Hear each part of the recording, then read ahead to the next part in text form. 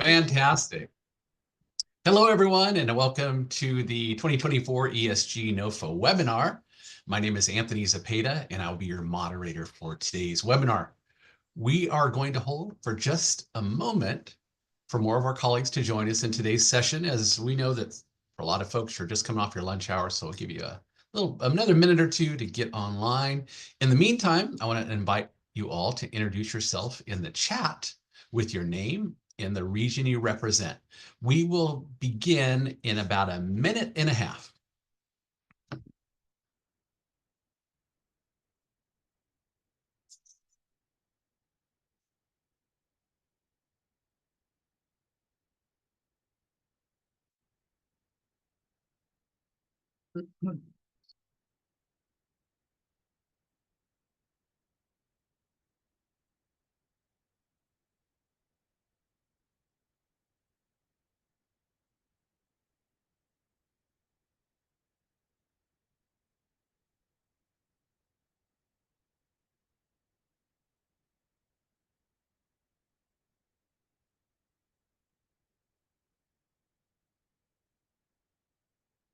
Well, it's great to see so many folks in the chat.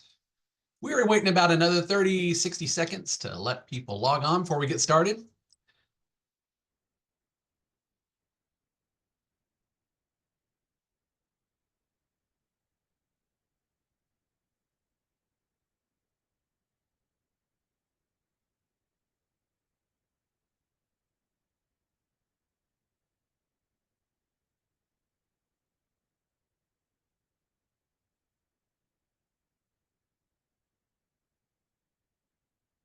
Okay, I think we are ready to get started. Again, welcome to the 2024 ESG NOFA webinar. For those of you I haven't met, my name is Anthony Zepeda, and I'm today's moderator. If you're just joining us, please go to the chat and introduce yourself with your name and the region you represent. As a reminder, the NOFA webinar is being recorded for public record. Next slide, please. How to ask a question. Here we go. All questions must be submitted in the question box. It is an icon down below on your screen. You should be able to see it. Please type your organization and question into the question box, and then the team will read your questions out loud at the end of the presentation, and we will provide answers throughout the presentation. Alongside our presenters, we also have several HCD staff, including representatives and specialists who can help answer your questions during the Q&A session. If we cannot answer your question, we will get back to you. And one last reminder, continue to remind you throughout, please put your questions in the Q&A box. The chat goes really fast, and oftentimes folks are talking back and forth. And if you put your question in the chat, there's a good chance we're not going to see it. So please put it in the question box at the bottom. Next slide, please. Please note that both the slides and the recording will be sent out to all participants within approximately 2 weeks of today's session. And next slide, please. Today's agenda includes the following. We'll have a brief welcome and introduction, a few ESG updates, and then we will devote the bulk of the time to the 2024 ESG NOFA, going through it in great detail, and then we will leave plenty of time at the end for your Q&A. Next slide, please. This is our ESG team. Sam, Giovanni, and myself, we work directly with our grantees to administer the ESG program. You can always reach out to us at the email listed on the slide.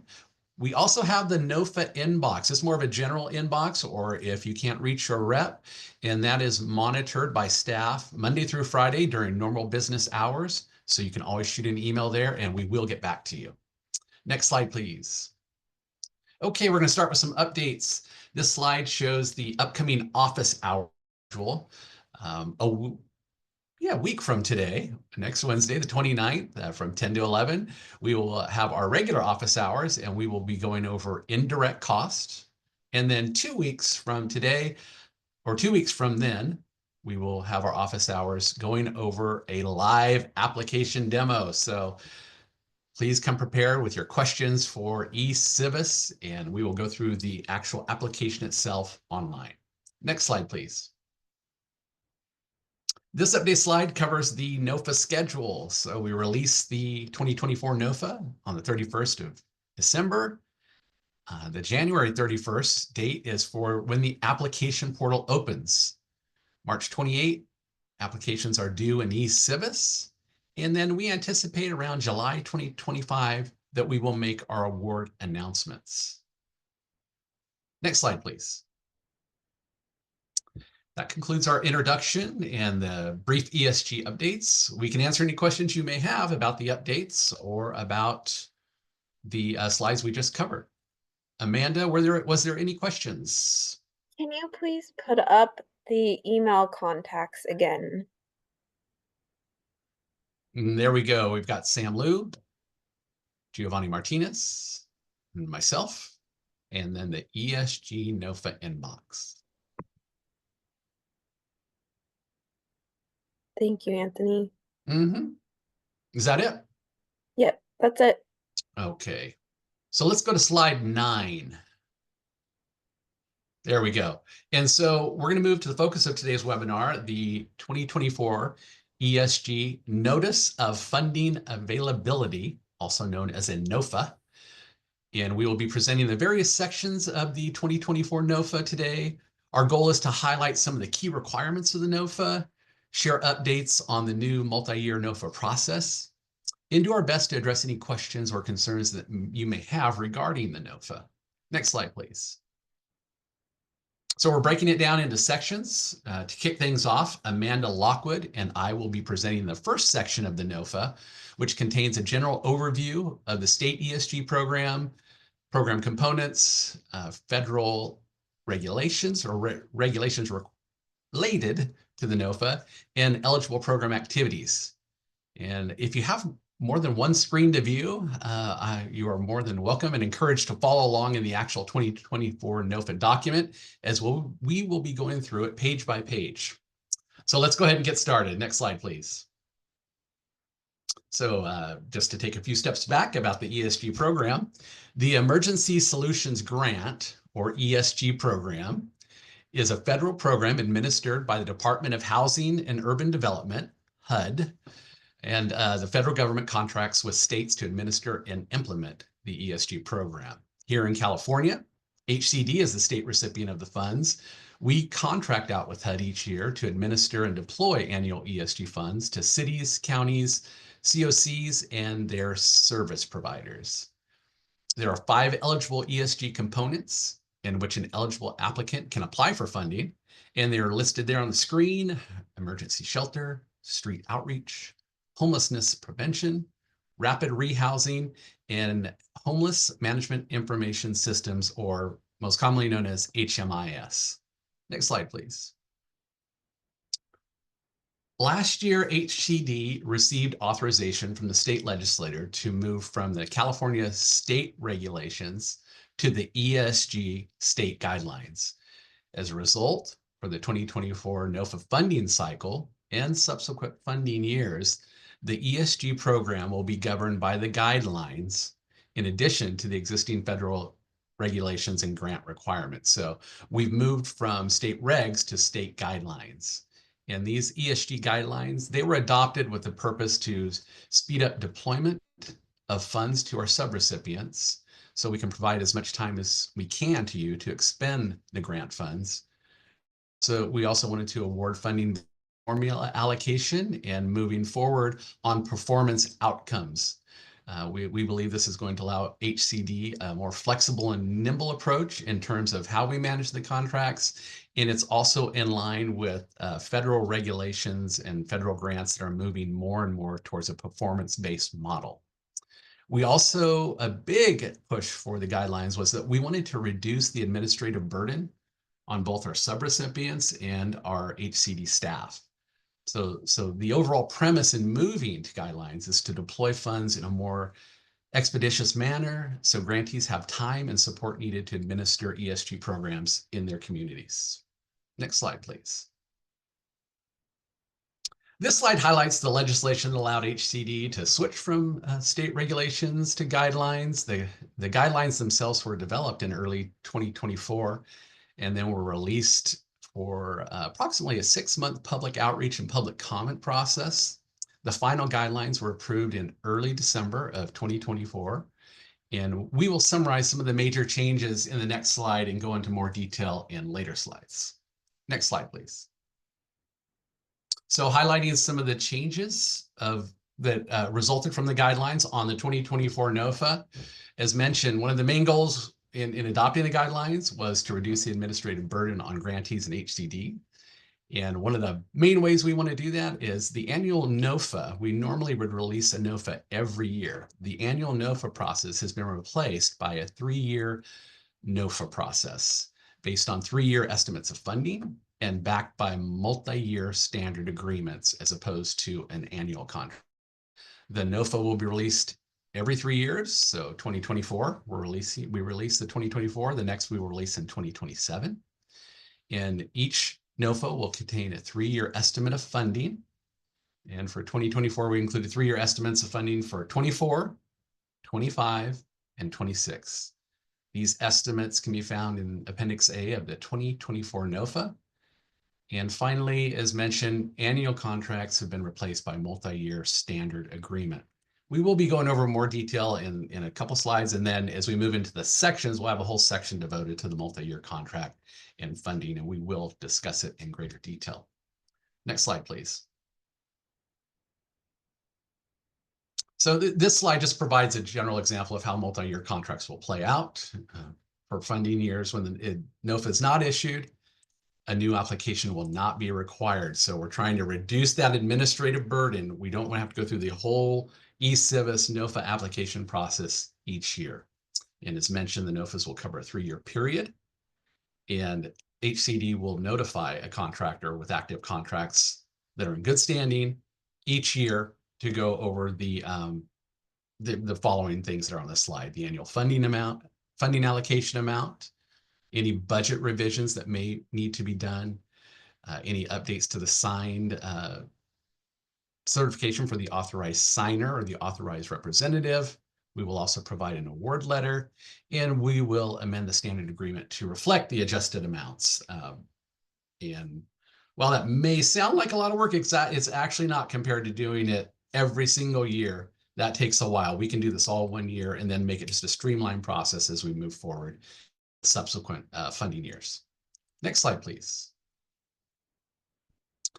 Authorizing legislation and regulation authority. This information is taken from pages 1 and 2, directly from pages 1 and 2 in the 2020 NOFA.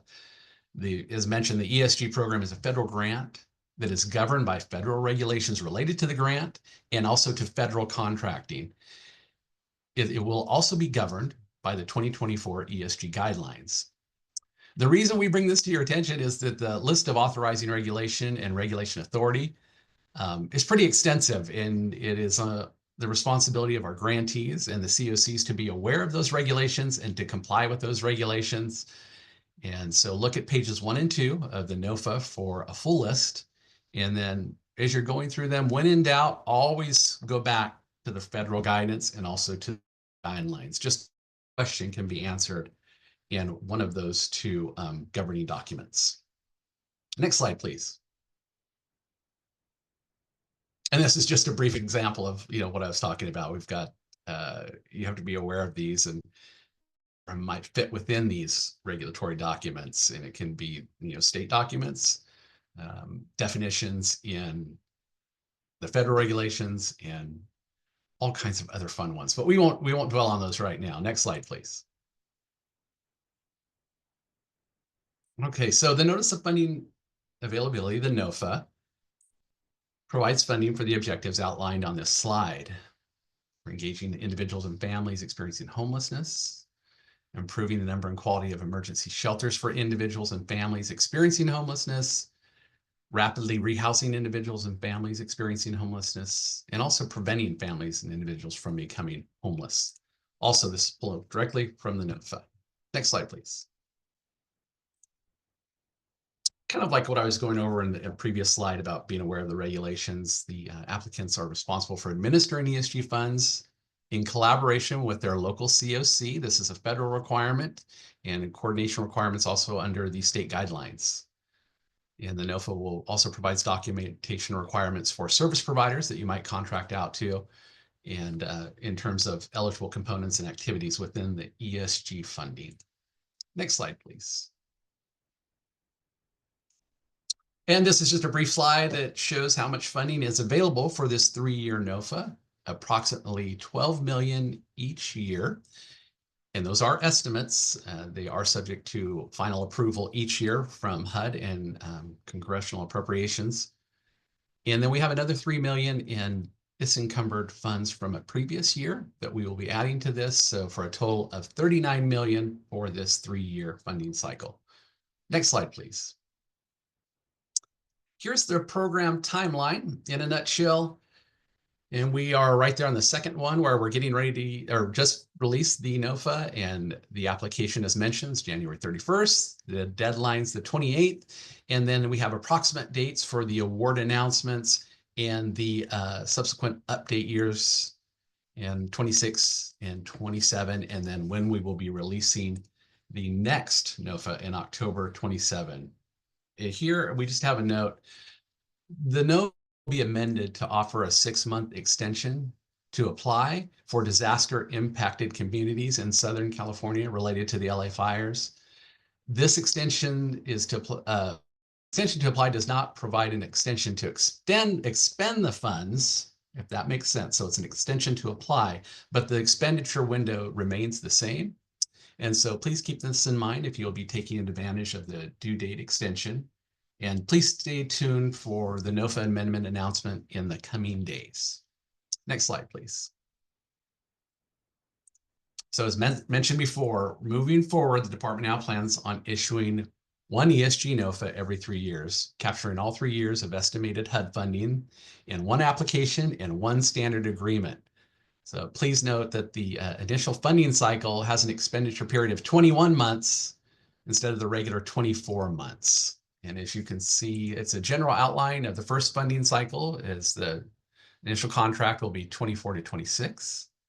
The second, which will be by amendment, is 25 to 20. And the third is 26 to 28. And we will be going over this in more detail in further slides. Next slide, please. So for each 3-year estimated funding amount, we will execute a standard agreement. And then each subsequent funding year will request updates to the authorizing resolution, issue an award, identifying the annual allocation, require completion of a new budget, but update the budget, and then assigned acceptance or rejection of the new annual allocation by the authorized representative.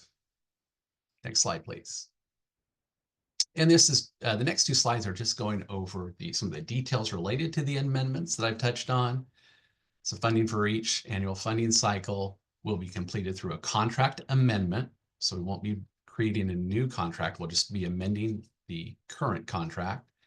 And then if you're an active contract standing, you will receive notification from HCD for updated allocations for annual funding cycles for the next 2 years. And that is all contingent on HCD signing our grant agreement with HUD, and we will make sure to keep you updated on that process. Next slide, please.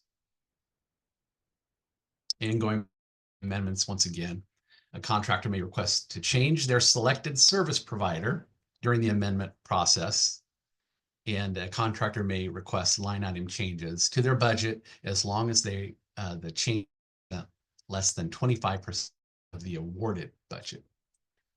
Next slide, please. So as we mentioned, ESG used to release 2 annual NOFAs separated into 3 types of funding. As per the 2024 NOFA, we've simplified the process, and it will remove the separate NOFA and allocations, and instead, one formula allocation will be used to calculate the estimated funding for each of the eligible continuums of care. Next slide, please. And for the 2024 NOFA, the formula allocation is calculated for the 3-year annual funding cycles listed on the slide. And as you can see, we've made a note that for year 2029, we're going to add it to this NOFA just to allow time for contractors to clear monitoring findings identified under the standard agreement, which have a term of 5 years. That's one of the regulations you'll need to become familiar with. And like I said, this section that Amanda and I are doing is a brief, just a general overview.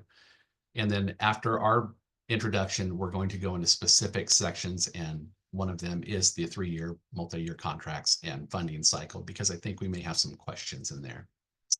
So with that, I will now hand it over to Amanda, and she will present the next section of the NOFA. Thank you. Thank you, Anthony. I will go over the next section in the NOFA, which is emergency shelter.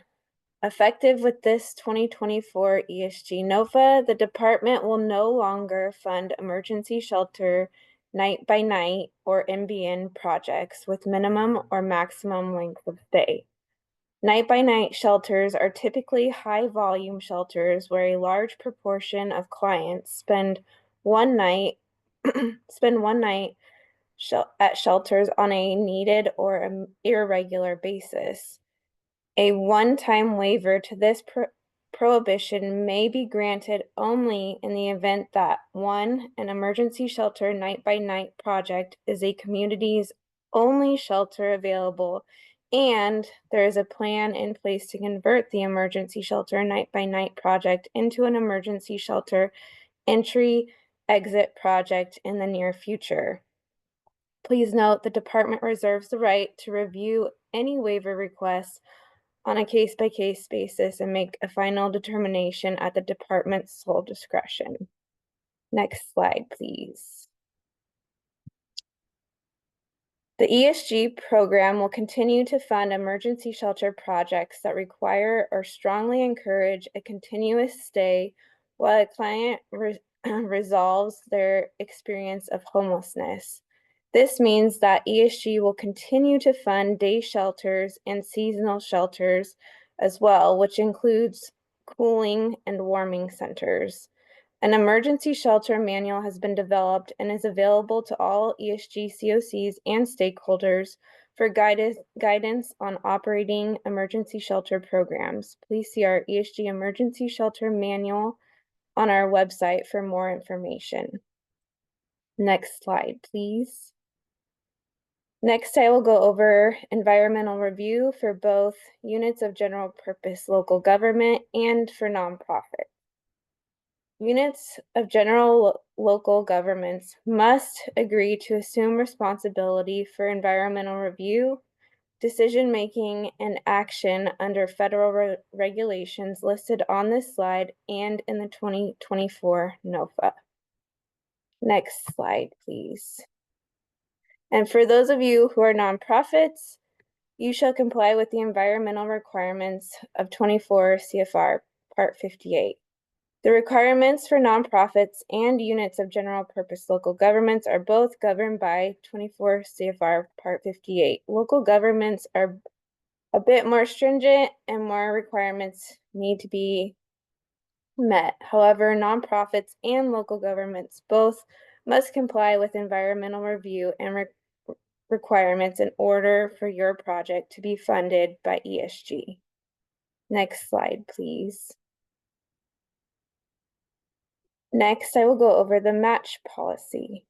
Awardees must make matching contributions in an amount that equals the amount of federal ESG funds awarded. For example, if ESG awards an organization $100,000 in ESG funds, that organization is required to match that award with another funding source in the amount of $100,000. The department will request documentation as part of its monitoring process to determine the sources and amounts that use to meet the federal ESG matching requirement. A match policy has been developed and is available to all ESG COCs and stakeholders for guidance on match.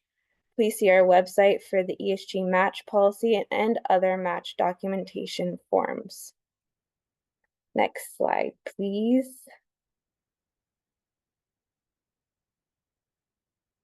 Next is match exemption. The department is not required to match the first $100,000 allocated in ESG. This exemption will be passed on to an ESG subrecipient that is determined least likely to be able to provide match. Applicants interested in applying for the match exemption must submit the request and required documentation at the time of application submission via eCivis. Next slide, please. Each subrecipient's application will receive a match exemption score up to a maximum of 10 points, which is calculated as follows. 2 points will go to a subrecipient which are considered rural and therefore disproportionately likely to be under-resourced. You can find these listed in the COC. You can find these listed in the 2024 NOFA. 3 points will go to subrecipients that meet either of the following criteria. During the annual monitoring process, the department reported a concern or finding related to the subrecipient's difficulty producing the necessary level of match, or during the previous year, the subrecipient provided 75% or less of its match requirements. Up to 5 points will go to subrecipients who write a short narrative explaining the circumstances that qualify them as unable to meet the match requirement, with more points being allocated to subrecipients reporting greater relative need. Next slide, please. Next, I will go over approved policies and procedures for all awarded activities. All subrecipients are required to develop, implement, and submit written policies and procedures at the time of application. Subrecipient policies and procedures must fully detail how the program will be administered. All policies and procedures will be reviewed and approved by the department prior to submission of the first request for funds. Next slide, please. Please see our website for HCD's manuals on street outreach, emergency shelter, rapid rehousing, and homelessness prevention. Next slide, please. Now I will go over the ESG program milestones for the ESG 2024 contracts. As you can see, we are hoping to have the 2024 standard agreements executed approximately by August of this year. This would make the first expenditure deadline of 75% drawn down by August 27th, 2026. If you have not drawn 75% of your funds by this deadline, HCD has the right to request a remediation plan, or the department can recapture the difference between 75% of the total award and the amount drawn in IDIS as of August 27th, 2026. For example, if your organization has $100,000 in ESG awards and you have drawn only $50,000 by August 27th, 2026, then HCD has the right to recapture up to $25,000 because that would be the difference of the 75% of the $100,000 award. The 2024 expenditure deadline is September 26, 2026, with RFFs being submitted through November 25th, 2026. All 2024 funding that has not been spent by the expenditure deadline will need to be recaptured by HCD. Next slide, please. The 2025 and 2026 ESG fiscal year funds will be added to each subrecipient contract via an amendment through eCivis.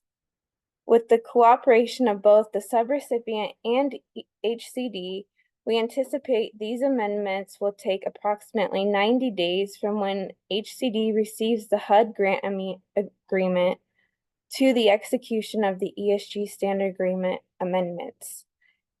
The expenditure deadlines, milestones, and contract deadlines will mimic those from the previous slide. Next slide, please. Pursuant to the direction from HUD, contractors should prioritize the advancement of racial equity at all levels of the homeless response system. The department asks contractors to be leaders in their homeless response systems, facilitating partnerships among service organizations and prompting racial equity practices. Contractors must respond to disproportionately in access to services, service provisions, and outcomes. Contractors cannot simply rely on delivering a standardization of services to address equity. Contractors have the responsibility to examine their data to ensure all eligible persons receive equitable services, support, and are served with dignity, respect, and compassion, regardless of circumstances, ability, or identity.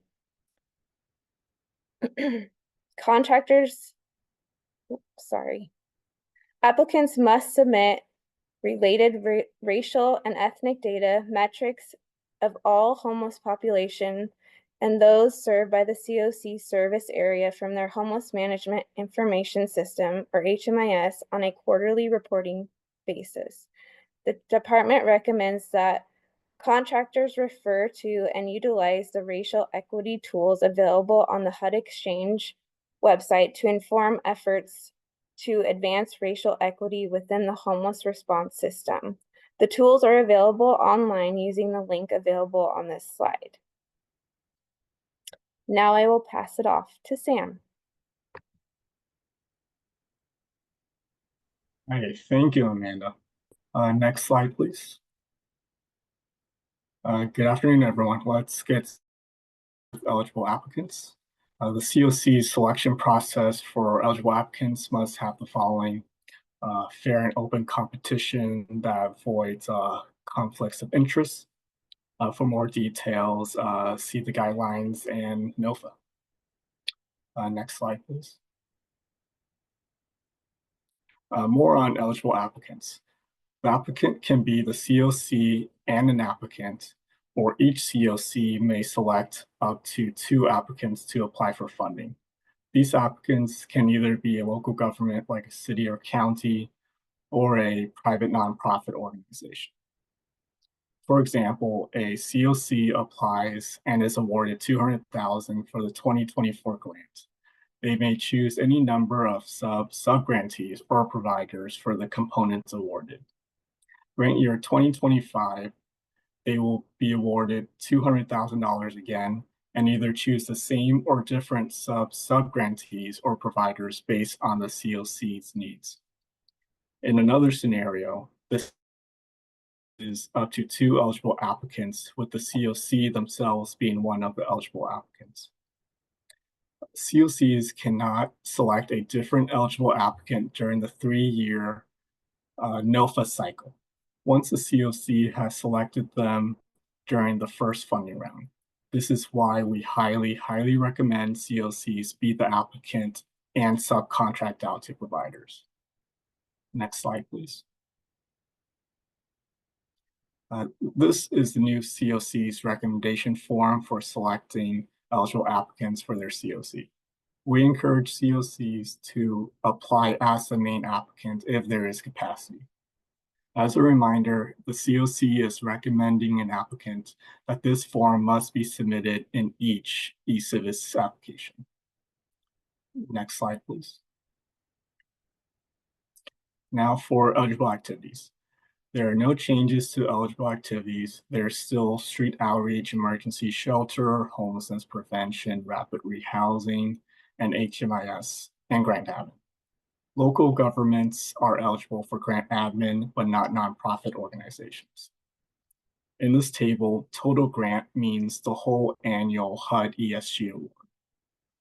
For emergency shelter or street outreach, these components can't exceed 60% of the total grant. HCD keeps track of this cap, but it is provided here for your reference in the event of a budget revision. while rapid rehousing must be a minimum of 40% of the total grant. Homeless prevention can only be a maximum of 10% of the budget and cannot be a standalone activity. Next slide, please.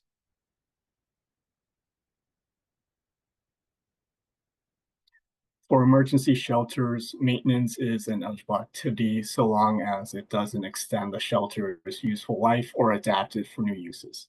But be mindful about that. Next slide, please. Moving on to eligible costs.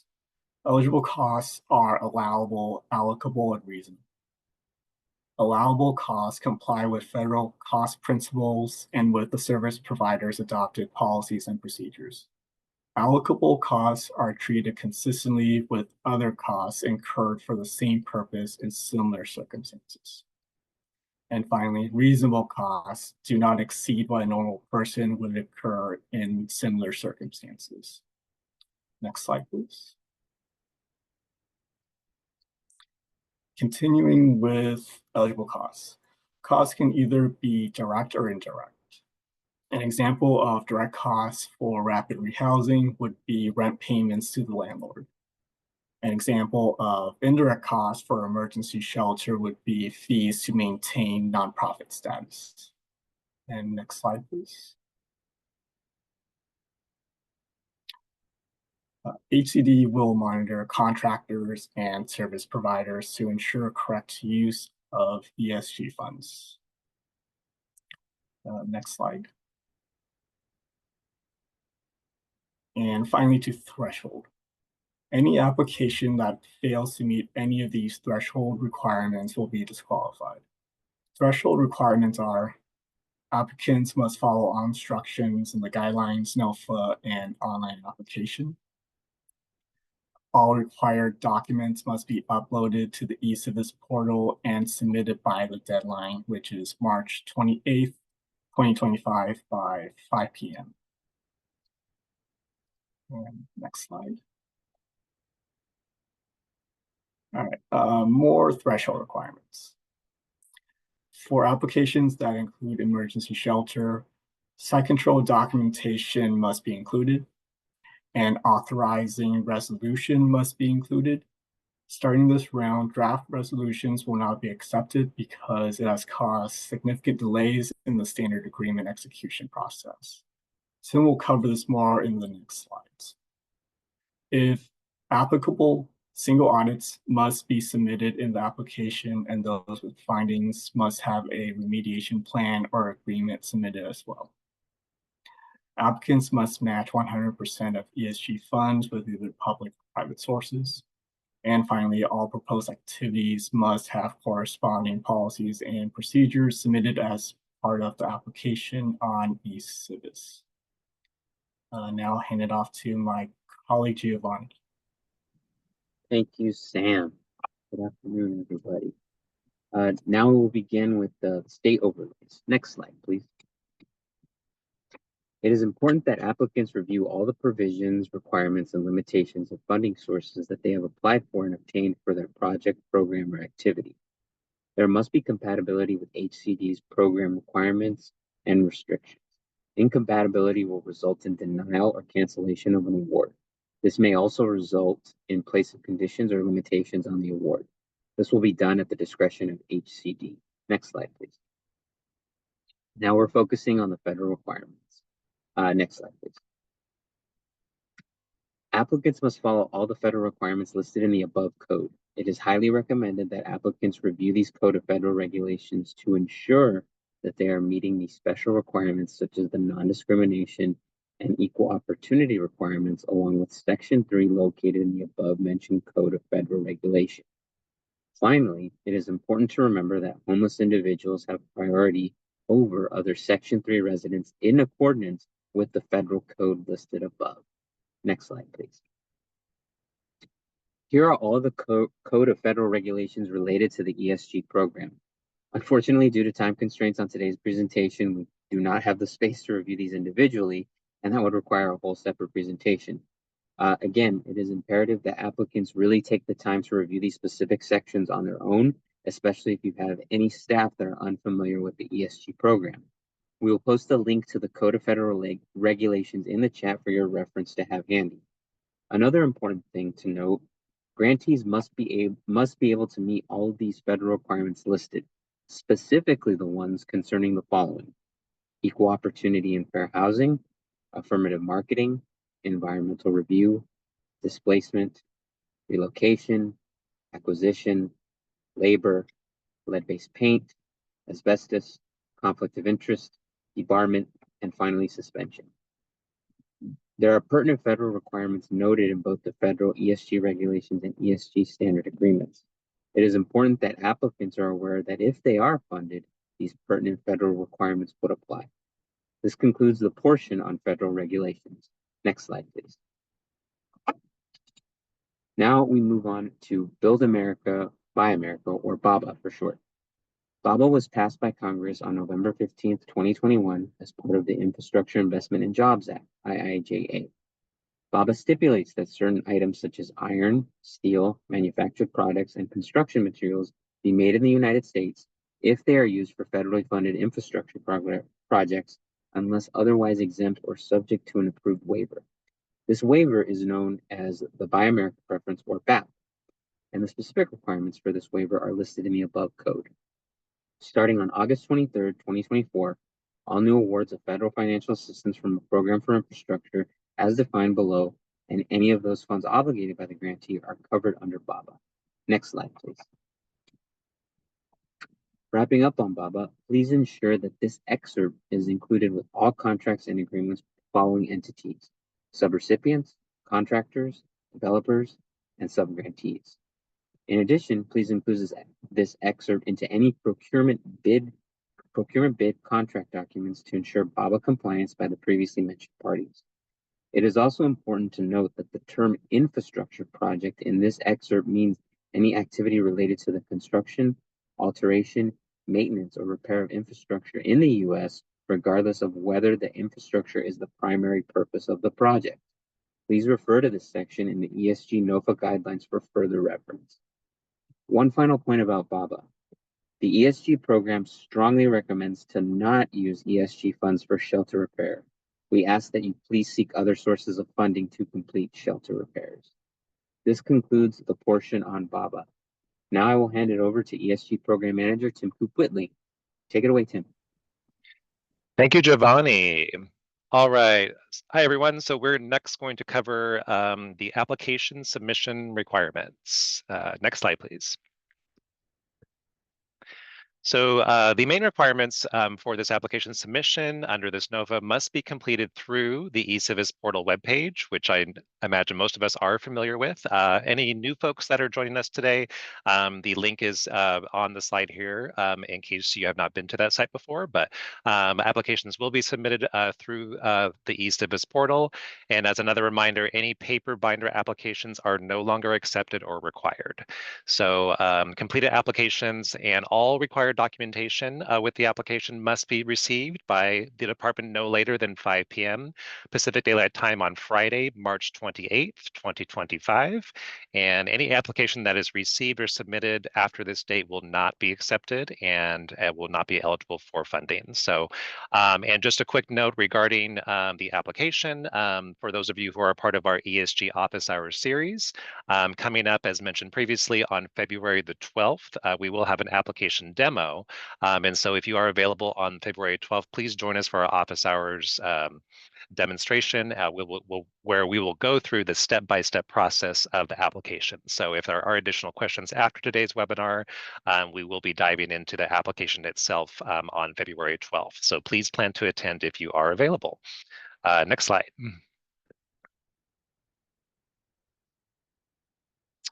Next, I'm going to cover authorizing resolution requirements. As mentioned previously in some of the slides, all applicants must submit a completed authorizing resolution that is required on the department-approved template, which has been duly adopted and approved by the applicant's governing board.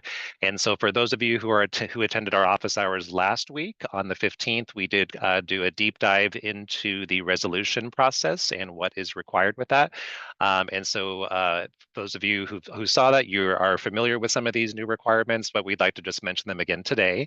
For those of you who may not know yet, the department approved resolution templates, which we have more than one this time, are available live on the ESG webpage as it shows on the slide here. So there's no waiting for those templates. You can go to those templates now and start the process, and there's no waiting. So for those of you who may have an internal resolution process that may take some time, scheduling, going before your governing board, we understand those things take time. So please don't wait to start that process. If you already know ahead of time that it's going to take some time, the templates are available now. So please start that process so you do not have to wait until the application portal opens next week. You can start that now. So please visit our webpage to see those templates. And just a special note, if your governing body must prepare a separate resolution, which I think some of us here possibly might do, that concurrently conforms to the local standard that is required for your governing body, you may submit 2 separate resolutions if you are required to. So, but please note that the HCD approved template on our website is required first, and then you may submit a second one as well. So, and as mentioned previously, we are not accepting any draft resolutions with the application. So, so as far as the timeline looks currently, we have roughly just a little over 2 months until the application due date at the end of March. And so please do everything you can to complete that resolution, the authorized resolution on the department approved template, either the 1-year or the 3-year resolution, which we'll cover here in a minute, by the application due date. So failure to provide the completed resolution on the templates may result in disqualification of the application. So if you have additional questions about the resolution requirement, please reach out to our ESG NOFA inbox, or if you'd like to ask questions directly to your contract manager, your ESG rep, please ask those questions now. We want to make sure that you have everything you need in order to get those resolutions going. Okay, next slide, please. And just some recommendations from the department regarding resolutions. So the department recommends that all ESG applicants submit a resolution with the name and the title of your authorized representative. And so we understand that some local governments may only list a title of their authorized representative or designee, and that is definitely still acceptable. However, we recommend that a name also be attached to added into the resolution template. So the reason for that is that this serves as a safeguard to prevent any kind of fraud, waste, or abuse from occurring. So our contracts office here is required both by the state and HUD to implement these principles that safeguard everybody and all parties involved. So when you're making your resolutions, please take this into consideration to include both the name and title of your authorized representative. Okay, next slide, please. So for those of you who attended our last week's office hours on resolutions, we're just going to touch on some more details here, just in case there's any questions still out there as far as like what numbers to put, what dates to put, what to fill in, because I know this new process this year can raise a lot of questions. So we definitely want to cover those here. So as you see on the slide here, so for those of you who will be doing the 1-year resolution template in the introduction, so the date that you're going to want to put for that NOFA is going to be December 31st, 2024.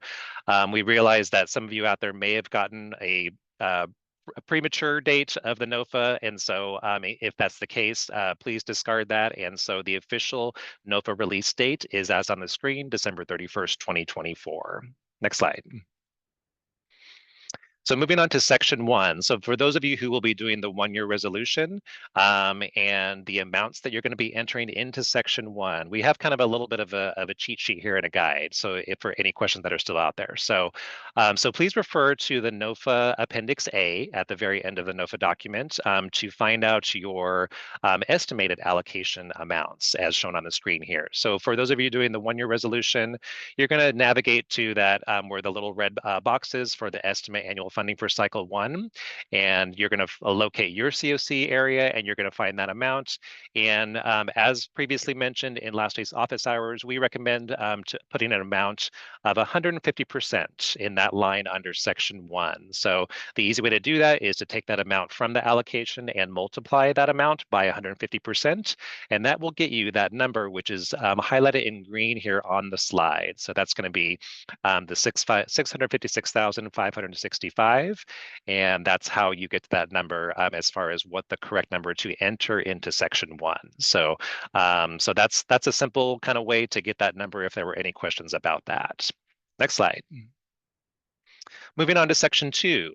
So again, not to be confused with section 1, these are completely different sections, and so the same numbers should not be entered in section 1 and section 2. They should be different. So just want to make that note here. So in this section here, it's the same process. And so if you're doing the 1-year resolution, you're going to go to that estimate for the cycle 1, and then you're going to take that number and multiply it by the 25% that is in the section 2. And keep in mind, section 2 is only for the section for any potential additional funds. And so we want this in the event that there is potential funds available at a later time. We want this amount entered down there as well. And so when that consideration time comes around, we want to make sure that those numbers are entered there correctly as well. So, okay. Moving on, next slide, please.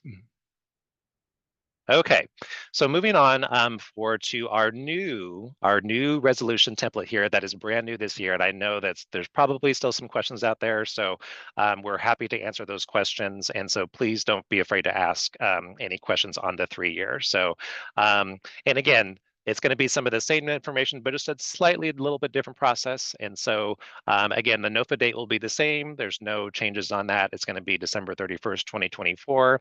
And I just want to make a special note about what is highlighted in yellow here. So for the grant year, for the 3-year, where it says on the screen, you'll see 2024 through 2027 funding years. You can see that in the highlight. So some of you may be asking, well, we're in 2025, and some of the NOFA information says it goes to 2028. And so I can understand where some of those years might be confusing. So I just kind of want to break it down for you here. So the state's fiscal year, we're currently still in fiscal year 2024. So even though we're in calendar year 2025, we're still in fiscal year 2024. So that's why the 24 appears.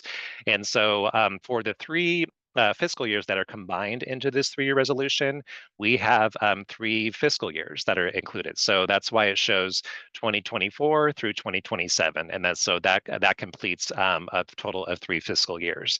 And so the reason you might see the year 2028 or 2029 listed in the NOFA, and so the grant expenditure deadline will carry over into 2028, and so that is the reason those additional years are listed there. So, but not to be confused with what the resolution template shows here. So, so as mentioned before, please don't make any changes to numbers here that are already in the template. And so, so the 2024 through 2027 are as is. There's no changes to that.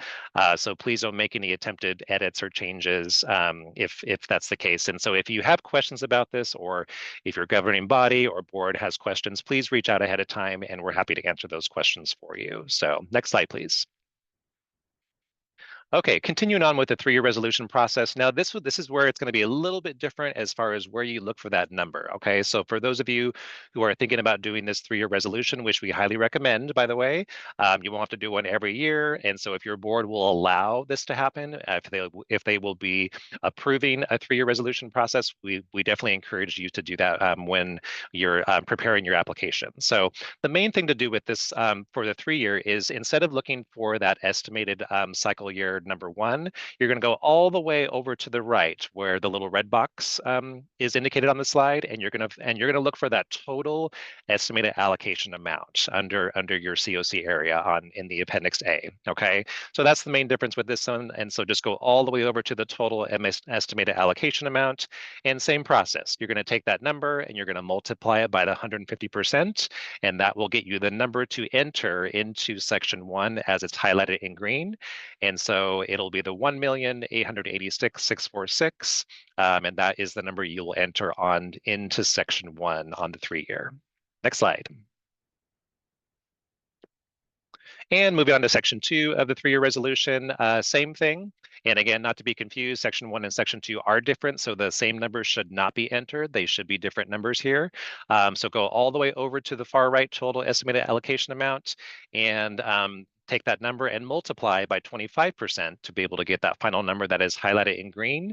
So the 314,441 is the numbers due to enter there based upon these numbers on the screen. So, and again, section 2 only pertains to any potential additional funds if applicable.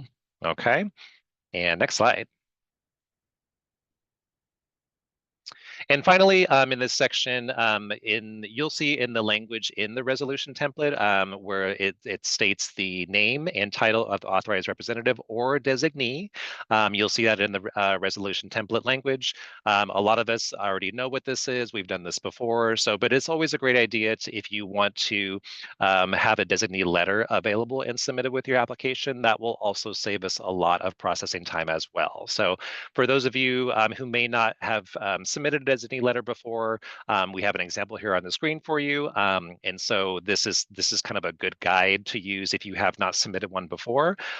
For those of us on the call here have submitted these before, we know what this is. And so you can submit that with your application as well if the authorized representative is going to designate someone else to sign on behalf of them. So all designee letters that are submitted to the department must be on official letterhead. Okay, that cannot be just a plain piece of paper or an email. It needs to be on official letterhead, and you need to reference the ESG program year, if there's a contract number associated with it, and the resolution number, and the name of your local government or entity must be all listed on there as well. And then some of the simple language is listed on this example here. So, and this is available if you'd like to kind of see a copy of this at a later time, please reach out to the ESG NOFA inbox or your ESG rep, and we're happy to provide this example for you if you would like to keep this handy when drafting a designee letter. Okay, and that covers my section here. And next, I will pass it off to my colleague Tuesday to cover the next section of the NOFA, which covers appeals.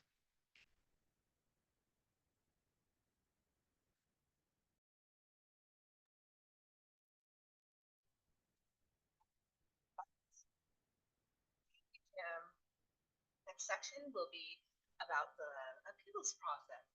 Next slide, please. Next slide, please. As laid out in the NOFA, if in the event the department has determined an application will not be given an award, the applicant may appeal. Next slide. Appeals need to be submitted within 5 business days after receipt of the department's written determination letter. Appeals need to include relevant facts, arguments, and evidence associated with supporting the appeal. Please submit the written appeal to the ESG NOFA inbox at esgnofa@hcdca.gov. Appeals will be reviewed for their compliance to policies and procedures and handled in a timely manner. The department's appeals decisions are binding and final. Next slide, please. Allocations. Next slide. The estimated allocations are listed in the NOFA for each COC. The allocation table includes the estimated funding allocation covering all 3 years for this multi-year NOFA. These amounts are subject to HCD or to HUD allocation amounts, but have historically stayed predictable. Please review your allocation when planning distribution to subgrantees and providers. Additional details on how the formula allocation is calculated can be found in the state guidelines section 200. The COC may apply for the entire allocation and enter into contracts with subgrantees, or they can recommend up to 2 applicants. The COC can also apply as one of the applicants and recommend a second applicant.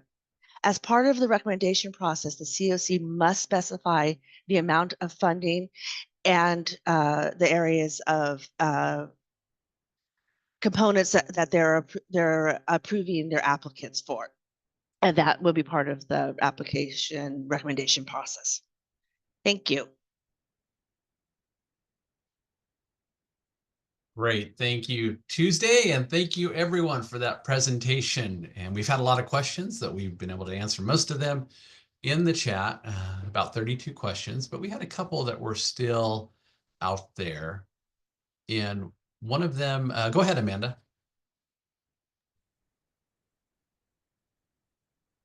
I'm trying. They're moving quickly because Well, everybody's helping me answer them, which is great. well, let me jump on one of them here. Okay, go ahead. The question that I've answered several times in the chat, I'm sorry, in the Q&A box. Yeah, but then it also popped up again. And I want to be clear. The question is, if we plan to apply for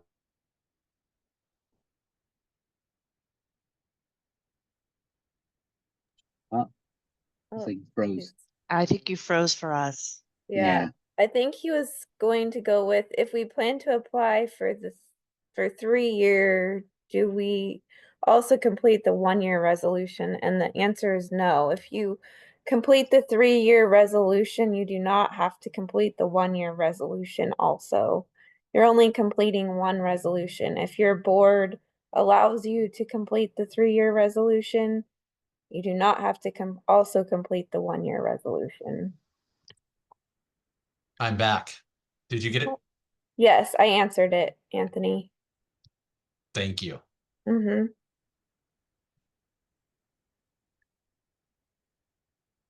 Go ahead, Amanda. Here's one from Chuck. Is there a requirement to submit a form for each subrecipient of grant? Later, this seemed like if we were recommending an applicant directly to the state. Hope that makes sense. I'm not. Can you repeat that, Amanda? Is there a requirement to submit a form for each subrecipient of grant? So The COC recommendation form. Is that Hello. what we're talking about? The COC recommendation form? Sam? Yeah, to answer Chuck's question, and I'm gonna assume, Chuck, you're talking about the COC recommendation form. We would need a recommendation form per eCivis application. So if a COC goes the route of selecting 2 eligible applicants, we would need 2 different forms. Yeah. So that would mean, Chuck, that Sonoma wouldn't apply for the grant. You would recommend up to 2 you would recommend up to 2 organizations to apply instead of Sonoma applying.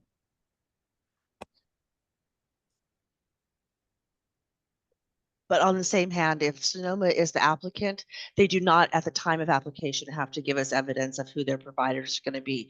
They will Yes. have to go into have gone into contract or been collaborate with a provider within, I think it's 120 days after receiving their award letter, which will probably be in about July. So.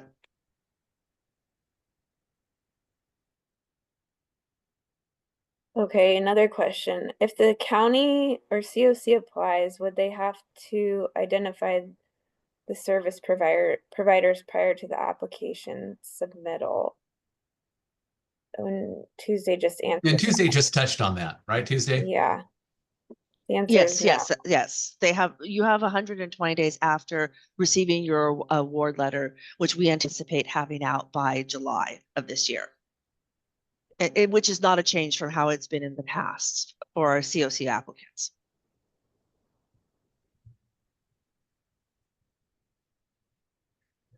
Here's one. NorCal COC has 7 counties in it. Does that mean that only 2 applicants from the whole COC can apply? Unfortunately, the answer is yes. Or the COC can apply and they can. Yes, that is they can have more providers than that. Yes. Just the 2. That is very true, Tuesday. Thank you for clarifying that. So if the COC applies, which we highly encourage, you have more leeway to have a lot more subrecipients. And you also have more flexibilities going forward on who you can have as your providers for the next 3 years, because you can't change your applicants over this 3-year grant period, but you can change who your providers are if you are the applicant. And that ties into two questions that are related in the Q&A box. Are all of the grants going through the COC process, or are some going through the state via balance of state? The balance of state no longer exists. Everything goes through one NOFA through the COC process. And then Right. Go ahead. And additionally, we've always used the COC process. Even our balance of state applicants had to be approved by the COC. Thank you, Tuesday. And a related question is, could you please reiterate if COCs are able to change the recommended applicant between funding cycles?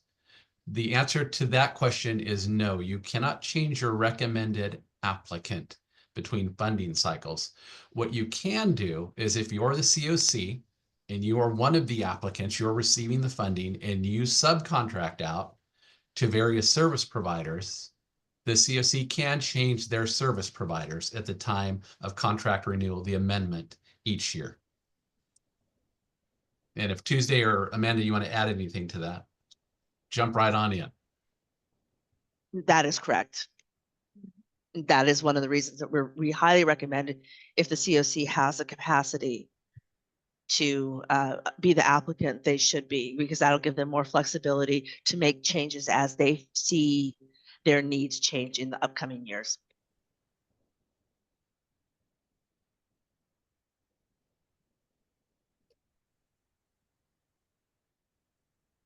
And then looks like we have one on emergency shelter. Can you further clarify what qualifies as emergency shelter versus non-emergency, or direct me to the page in the manual that goes over that? We have it contained on the slides, and so we will be sending that out, and we can also drop in the links to the ESG webpage, which has the NOFA, both the NOFA and the guidelines, as well as the emergency shelter policy. In a nutshell, the slides that we went over today, the department HCD will no longer fund night-by-night emergency shelter projects with minimum or maximum lengths of stay. However, we will continue to fund emergency shelter projects that require or strongly encourage a continuous stay while a client resolves their experience of homelessness. ESG will continue to fund day shelters and seasonal shelters, which include cooling and warming centers. As mentioned before, we can drop in the chat the emergency shelter policy and also a link to the ESG webpage, which I will do right now. And so, Amanda, I'll turn it back to you while I'm doing this. We have another one. You said that a COC applying does not need to identify subrecipients ahead of time, but does the COC need to identify the activities ahead of time? Guessing yes. Yes, you have to have a budget when you apply for the funding, which would be the activities, which would be, the 40% in rapid rehousing, 1% in admin, etc. Which you don't have to have all of that, but there are caps to some of them. So.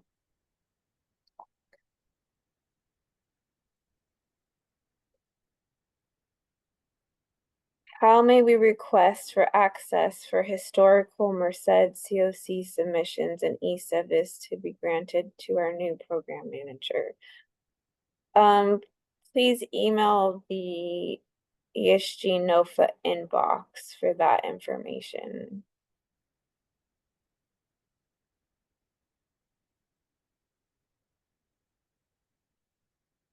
Our local governments, COCs obligated to a timeline to notify nonprofits to their intent to apply as a COC.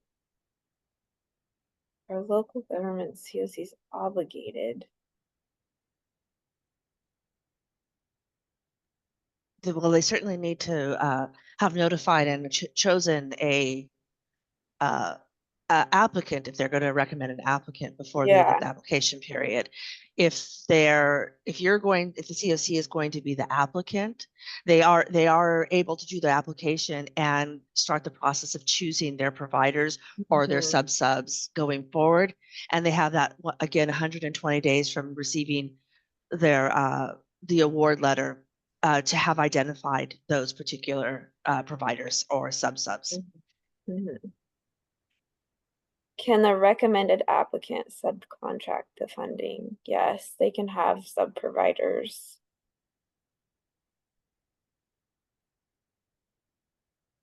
Can you put up the slide for the 3-year resolution again, please?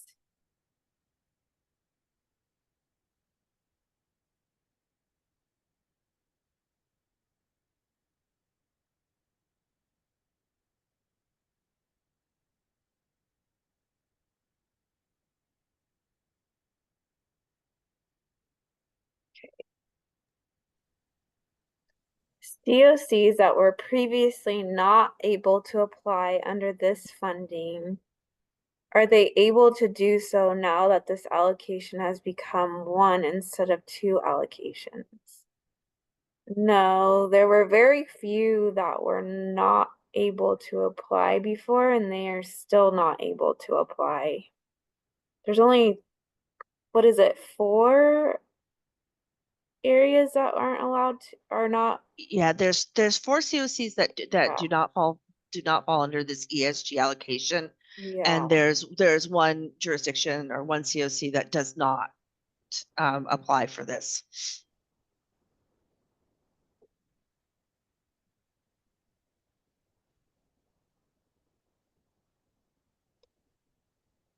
Do we have to have our subrecipients selected prior to submitting our application? And the answer is no.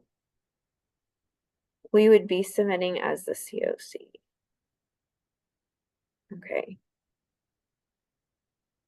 Can a state and county COC both apply for the funding?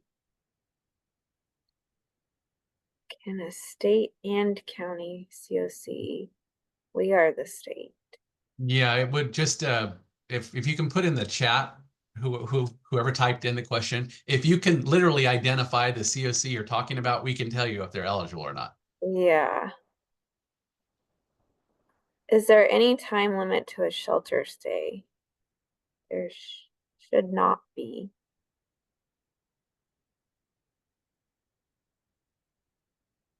City and county was the response, Anthony.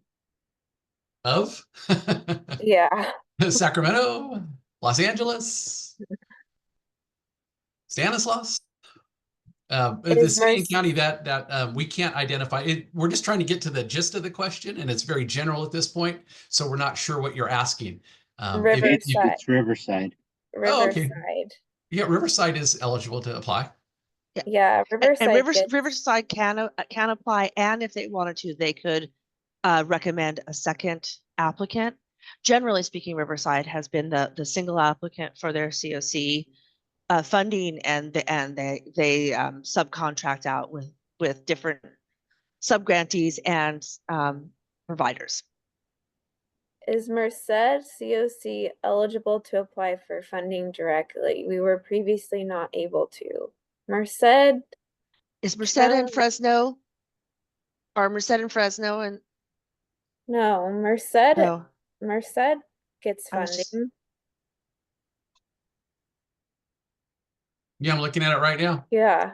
Appendix A of the 2024 NOFA page. Well, Appendix A is the last page, last few But pages. Merced gets funding, so I'm not. Yeah. Merced City and County COC gets funding. Yeah, so I'm not sure. I think that was an anonymous. Sorry, we were not able to apply under the COC NOFA in the past. So, okay, so this is just one NOFA, so you're able to apply now. Yeah. Sorry, I misunderstood you. There's only one NOFA this time, so you're able to apply. Can you confirm the expenditure term periods for each funding cycle as it relates to fiscal years? And I'm looking at what you typed out. And if that is taken directly from the NOFA or from a slide, it is correct. But I'm Yeah. looking at the NOFA to make sure that the dates are correct. And we should have a slide on that, Chelsea, that Tim put up or that I put up. Look.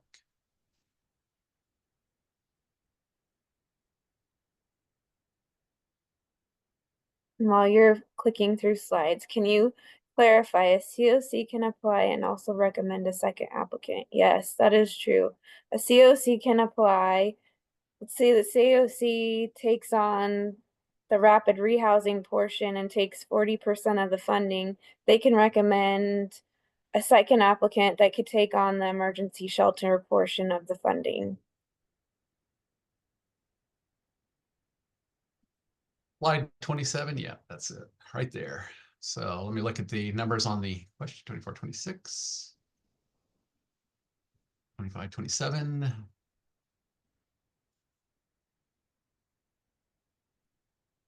Yeah, yep, looks exactly right.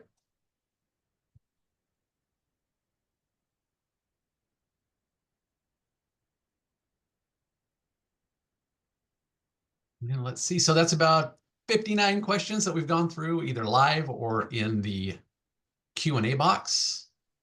Were there any other questions? If you're having a hard time typing, I believe we can take you off mute if you have a question, so just let us know. You can raise your hand. If you guys don't know how to do that, it's in the ribbon below on the Zoom page. You'll see a react, and I believe there's a hand raise. Oh, no, it's not there. Let me see. Well, you can always, for this one moment, we'll take the chat ban off. If you have one more question and you want to come off mute, just put it in the chat that you want to come off mute. But otherwise, just type it in the Q&A box, and we'll hold for a few more minutes to see if we have any more questions. And you're always welcome to email us in the ESG NOFA inbox also, or email any of us directly. And I just dropped that link in the chat for the NOFA inbox.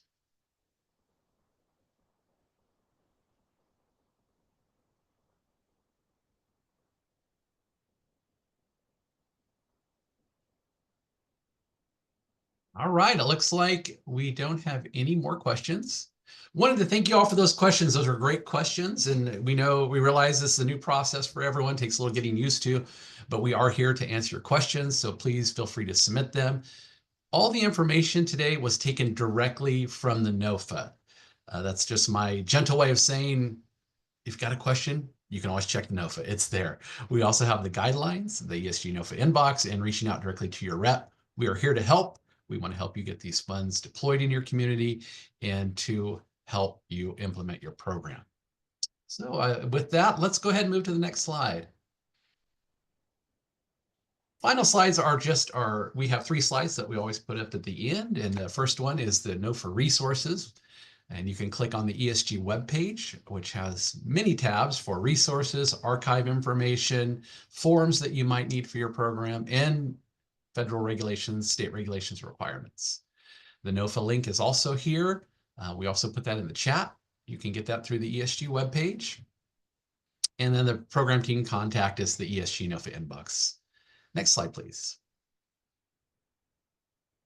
You can follow us on social media, like us on Facebook, on Twitter or X, however you refer to it, also on LinkedIn. Next slide, please. And we are a growing organization. We are always looking for great people to come in and passionately help us complete our mission here in California. And you can join Team HCD by clicking on the links and looking at current positions open, and we would love to hear from you. And with that, we're going to go ahead and wrap it up. Thank you so much for attending the 2024 ESG NOFA webinar, and we look forward to talking to you soon. Thank you so much. Bye-bye.